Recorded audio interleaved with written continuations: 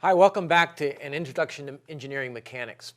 One of the important skills that engineers have is to take a complex problem or a real-world situation and model it so that we can analyze it or perhaps design our system in a different way and still have our model work. We want the simplest model possible, yet we want it to be giving us accurate or suitable results. And so last class we talked about modeling or representing a force in two dimensions, an x and y, or a plane, just a single plane. Sometimes some of the problems that you may have to work with will have to be use a three-dimensional approach to be more accurate and to provide you a better solution. And so in this case today we're going to look at a 3D force representation in x, y, and z coordinate system. So the learning outcome for today is to express a three-dimensional force in terms of its rectangular and components, and then we're also going to make use of the dot product to find a projection of a force vector. So this is the steps that you'll go through in doing a 3D representation of a force. You're going to find the position vector along the line of action of the force. You're going to determine a unit vector along that line of action. And then you're going to multiply that unit vector by the magnitude of the force to provide you with a force vector. It's easiest to learn this material by actually going through an example. You can always refer back to this slide to see the steps that we've taken to do the problem. So here I have a worksheet, and I'm looking for a 3D force representation of the force F and then the force P. And once we have both of those, we can find the resultant of those two forces using the parallelogram rule that we learned in the last module. And so what I'm going to do is I'm going to do the force P, F with you together. I'm going to ask that you do force P on your own, and then you also do the resultant on your own, since you'll then know how to do those steps. So the first step is to find the position vector along the line of action of the force. In this case, the force F goes from point A up to point B. And so we're looking for the position vector from A to B. And what we do is, as I mentioned here, is we walk from tail to head. The tail of the force is at point A. The head of the line of action for the force is at point B. And so in going from point A to point B, we see how far do we go in the x direction. Well, in this case, we go -3 units in the x direction. That's minus 3I. And then we go plus 12 units in the j direction, or the y direction. So that's plus 12j. And then we go 3 units in the k direction, or plus 3k. Okay? And here I've written it again. Once we have that, now we want to find a unit vector in the direction of that force F. And the way we do that is that we divide the position vector by its magnitude. And so the magnitude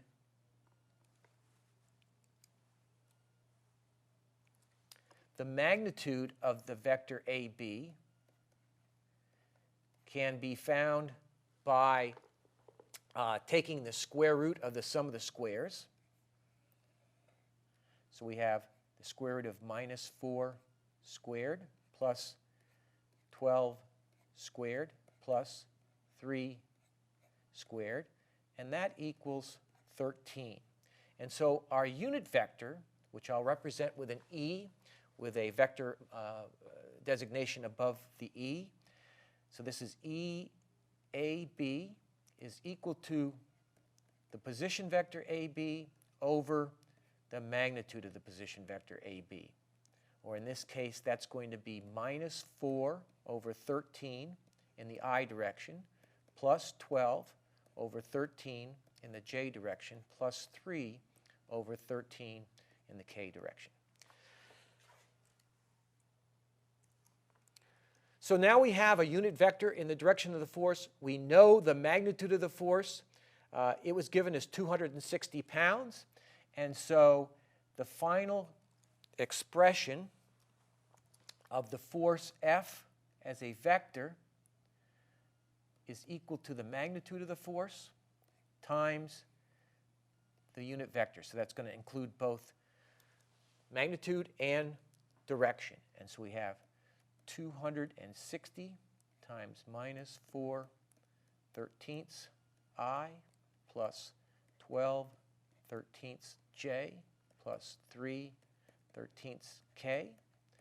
And so F equals 4/13 times 260 is minus 80 I. 12/13 times 260 is plus 240 J. And then 3/13 times 260 is plus 60 K. So we have magnitude now, we have direction, and the last thing we need to put on here is units. And since we're in the SI units, this is newtons. So that's how I represent the force F in 3 dimensions. Now I'd like you to do the same thing with force P, which has a 100 Newton magnitude, and you can see P goes from point B to C, and then find the resultant of those two forces, F and P together. And I've included a solution to this problem in your module handouts, and so I would ask that you do this on your own and then check yourself out to see that you've learned these outcomes. Okay, the last thing we want to do this module is find the component or projection of a force onto another force or line using the definition of a dot product. So let's take a force F and a force Q with an angle between them of theta. And we're going to use the definition of a dot product to find the projection. So by definition,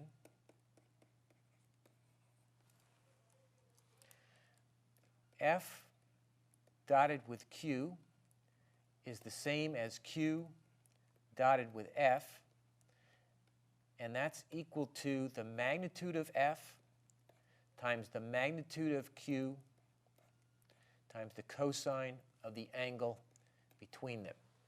So if I want to find the projection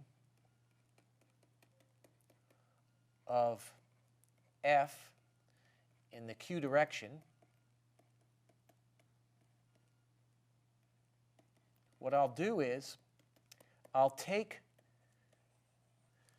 the force F and I'll dot it with a unit vector in the direction of Q. And we know how to find a unit vector of Q because we just did that. So we'll call the unit vector U.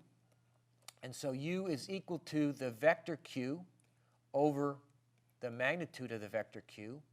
And then we can finally find the projection of F on the Q direction by saying F dot U is equal to the magnitude of F times the magnitude of U, but the magnitude of U is 1 times the cosine of the angle between them. So that's the projection of F in the Q direction. And so that's this distance here. Magnitude of F cosine of theta. And that's where we'll finish up for today's module. Thanks.